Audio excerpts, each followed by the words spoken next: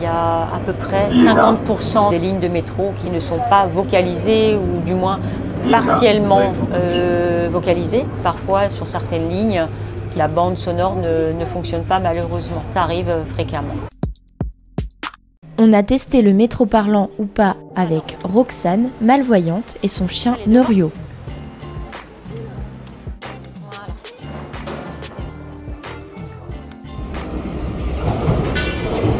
Il y a une fois, j'ai pris la ligne 10, donc cette ligne qui n'est pas vocalisée, un dimanche matin. Et je me suis un petit peu assoupie et j'étais perdue dans mes comptes pour compter les stations.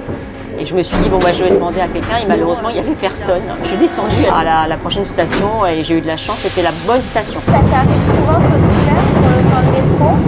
Alors souvent, non. J'emprunte quand même au quotidien des trajets que je connais pour faire les courses, pour aller au travail, pour rentrer à la maison. Et il y a toujours des gens sympathiques pour m'aider, heureusement. C'est au niveau des agents RATP, toujours disponibles pour répondre aussi à mes questions. On y va.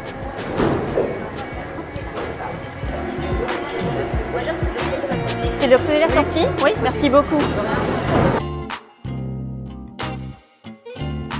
On va où la Roxane? Clotilde, on va prendre la ligne 13 qui est une ligne vocalisée, donc qui m'aide beaucoup puisqu'elle annonce toutes les stations et direction Miromesnil.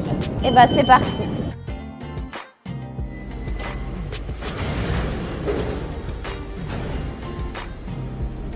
Varennes. Je suis tout à fait en mode confort et je suis en toute autonomie parce que je n'ai pas besoin de demander à quelqu'un où je me trouve si jamais j'ai oublié de compter ou si quelqu'un me parle. Alors je peux écouter la musique, je peux lire et je peux aussi discuter si on me pose des questions. Et je peux même m'assoupir, je sais que voilà, j'ai une oreille qui est attentive.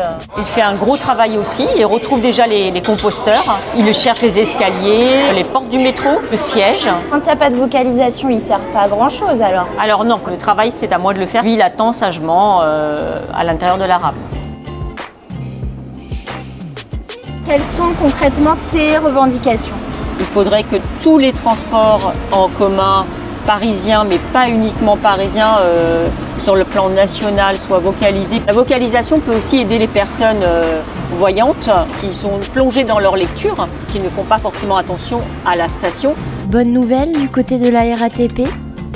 Pas vraiment, il faudra patienter jusqu'en 2036. En attendant l'arrivée du nouveau matériel roulant, nous recherchons des solutions à cette difficulté, explique la RATP. Nous allons poursuivre le développement d'une application d'audioguidage. Par ailleurs, nous allons tester des manchons en braille sur les rampes des escaliers à compter de 2024. Pas convaincant pour les associations qui manifestaient le 22 juin 2023 à Paris. Leur pétition a déjà recueilli 10 000 signatures pour un métro parlant dès maintenant.